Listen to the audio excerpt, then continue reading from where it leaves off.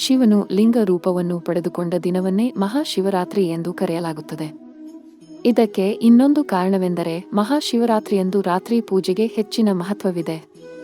ಮಹಾಶಿವರಾತ್ರಿ ದಿನದಂದು ಅಥವಾ ಮಹಾಶಿವರಾತ್ರಿಗೂ ಮುನ್ನ ಈ 8 ವಸ್ತುಗಳನ್ನು ಮನೆಗೆ ತಂದರೆ ಅದೃಷ್ಟ ಸಂಪತ್ತು ಬರುತ್ತೆ. ಮಹಾಶಿವರಾತ್ರಿ ಹಬ್ಬದ ದಿನದಂದು ಪರಶಿವನ ಆಶೀರ್ವಾದವನ್ನು ಪಡೆದುಕೊಳ್ಳುವುದಕ್ಕಾಗಿ ಭಕ್ತರು ನಾನಾ ಕಾರ್ಯಗಳನ್ನು ಮಾಡುತ್ತಾರೆ. ಯಾವ ವ್ಯಕ್ತಿ ಶಿವನಿಗೆ ಪ್ರಿಯವಾಗುವಂತಹ ಕೆಲಸಗಳನ್ನು ಮಾಡುತ್ತಾನೋ ಅವನ ಜೀವನದಲ್ಲಿನ ಸಕಲ ಸಂಕಷ್ಟಗಳು ದೂರಾಗುತ್ತದೆ ಎನ್ನುವ ನಂಬಿಕೆಯಿದೆ. ಮಹಾಶಿವರಾತ್ರಿ ಹಬ್ಬದ ದಿನದಂದು ಮನೆಗೆ ಈ ಅದ್ಭುತ ವಸ್ತುಗಳನ್ನು ತರುವುದರಿಂದ ಮನೆಯಲ್ಲಿ ದುರಾದೃಷ್ಟವು ಕೊನೆಗೊಳ್ಳುತ್ತದೆ. ಹಣಕಾಸಿನ ಸಮಸ್ಯೆಗಳು ದೂರಾಗುವುದು, ಜನ್ಮಗಳ ಪುಣ್ಯ ಫಲಗಳು ಲಭ್ಯವಾಗುವುದು. ಈ ವಸ್ತುಗಳನ್ನು ನಾವು ನಮ್ಮ ಮನೆಗೆ ತರುವುದರಿಂದ ಜೀವನದಲ್ಲಿ ಅದ್ಭುತಗಳೇ ನಡೆಯುತ್ತದೆ. ಶಿವನ ಕೃಪೆಯು ನಮ್ಮ ಮೇಲೆ ಉಳಿಯುತ್ತದೆ. ದಕ್ಷಿಣಾವರ್ತಿ ಶಂಖ. ದಕ್ಷಿಣಾವರ್ತಿ ಶಂಖವು ಲಕ್ಷ್ಮೀ ದೇವಿಗೆ ಹೇಗೆ ಪ್ರಿಯವಾಗಿದೆಯೋ ಹಾಗೆ ಶಿವನಿಗೂ ಪ್ರಿಯವಾದ ವಸ್ತುವಾಗಿದೆ. ಯಾಕೆಂದರೆ ದಕ್ಷಿಣಾವರ್ತಿ ಶಂಖವು ಸಮುದ್ರ ಮಂಥನ ಸಮಯದಲ್ಲಿ ದೊರೆತ ವಸ್ತುವಾಗಿದೆ. ಮಹಾಶಿವರಾತ್ರಿಗೂ ಮುನ್ನ ಅಥವಾ ಮಹಾಶಿವರಾತ್ರಿ ಹಬ್ಬದ ದಿನದಂದು ಮನೆಗೆ ದಕ್ಷಿಣಾವರ್ತಿ ಶಂಖವನ್ನು ತಂದು ಮನೆಯಲ್ಲಿಟ್ಟು ಪೂಜಿಸಿದರೆ ಶಿವ ಮತ್ತು ಲಕ್ಷ್ಮೀ ದೇವಿಯ ಕೃಪೆಯಿಂದ ಶ್ರೀಮಂತಿಕೆಯನ್ನು ಪಡೆದುಕೊಳ್ಳುತ್ತೀರಿ. ಡಮರುಗ. ಶಿವನು ಡಮರುಗವನ್ನು ತನ್ನ ಕೈಯಲ್ಲಿ ಹಿಡಿದುಕೊಂಡಿರುವುದನ್ನು ಸಾಮಾನ್ಯವಾಗಿ ಎಲ್ಲರೂ ನೋಡಿರುತ್ತೀರಿ. ಶಿವನು ಡಮರುಗ ಹಾಗೂ ಅದರ ಸದ್ದಿನ ಪ್ರಿಯ. ಈ ಕಾರಣಕ್ಕಾಗಿ ಮನೆಗೆ ಶಿವನಿಗೆ ಮೆಚ್ಚುಗೆಯಾದ ಡಮರುಗವನ್ನು ತರಬೇಕು, ಅದನ್ನು ಪೂಜಿಸಬೇಕು. ತ್ರಿಶೂಲ. ಶಿವನಿಗೆ ಪ್ರಿಯವಾದ 3ನೇ ವಸ್ತು ತ್ರಿಶೂಲ. ತ್ರಿಶೂಲವನ್ನು ಶಿವನು ತನ್ನ ಕೈಯಲ್ಲಿ ಹಿಡಿದುಕೊಂಡಿರುತ್ತಾನೆ. ತ್ರಿಶೂಲದಲ್ಲಿನ 3 ಭಾಗಗಳು ಮನುಷ್ಯನ ಆಸೆ, ಕ್ರಿಯೆ ಮತ್ತು ಜ್ಞಾನವೆನ್ನುವ 3 ಶಕ್ತಿಗಳನ್ನು ಪ್ರತಿನಿಧಿಸುತ್ತದೆ. ಹಾಗಾಗಿ ಮಹಾಶಿವರಾತ್ರಿ ಹಬ್ಬದ ದಿನದಂದು ಮನೆಗೆ ತ್ರಿಶೂಲವನ್ನು ತಂದರೆ ಶಿವನು ಅದೃಷ್ಟವನ್ನು, ಶ್ರೀಮಂತಿಕೆಯನ್ನು ಅನುಗ್ರಹಿಸುತ್ತಾನೆ. ನಂದಿ ವಿಗ್ರಹ.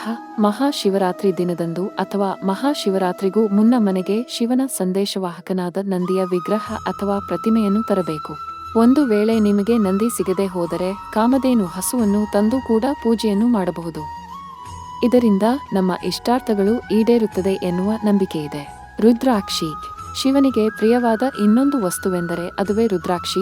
ಈ ಕಾರಣಕ್ಕಾಗಿ ನೀವು ರುದ್ರಾಕ್ಷಿ ಅಥವಾ ರುದ್ರಾಕ್ಷಿ ಮಾಲೆಯನ್ನು ಮಹಾಶಿವರಾತ್ರಿ ದಿನದಂದು ಮನೆಯಲ್ಲಿಟ್ಟು ಪೂಜೆಯನ್ನು ಮಾಡಬೇಕು.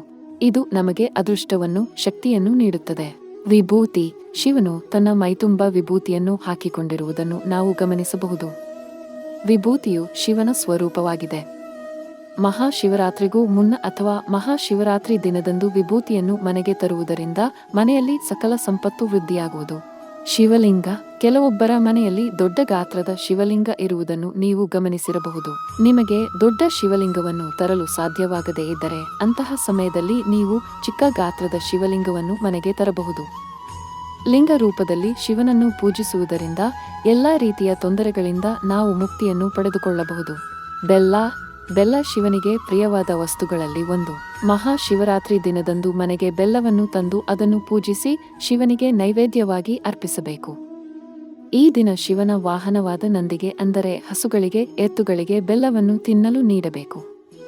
ಈ ರೀತಿ ಮಾಡುವುದರಿಂದ ಸಕಲ ಐಶ್ವರ್ಯಗಳು ನಿಮಗೆ ಪ್ರಾಪ್ತವಾಗುತ್ತದೆ ಎನ್ನುವ ನಂಬಿಕೆಯಿದೆ. ಮಹಾಶಿವರಾತ್ರಿ ಹಬ್ಬದ ದಿನದಂದು ನೀವು ಮನೆಗೆ ಶಿವನಿಗೆ ಪ್ರಿಯವಾದ ಈ 8 ವಸ್ತುಗಳಲ್ಲಿ ಯಾವುದಾದರೂ ಒಂದನ್ನು ಮನೆಗೆ ತಂದು ಪೂಜಿಸುವುದರಿಂದ ಸಕಲ ಐಶ್ವರ್ಯವನ್ನು ಪಡೆದುಕೊಳ್ಳುತ್ತೀರಿ.